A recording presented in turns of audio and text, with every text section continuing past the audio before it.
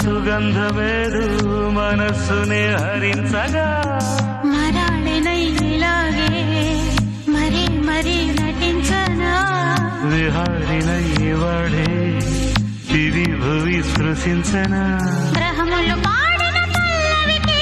జాబిలి ఊగెనులే కొమ్మను తాకిన మరికే కోయిల పుట్ట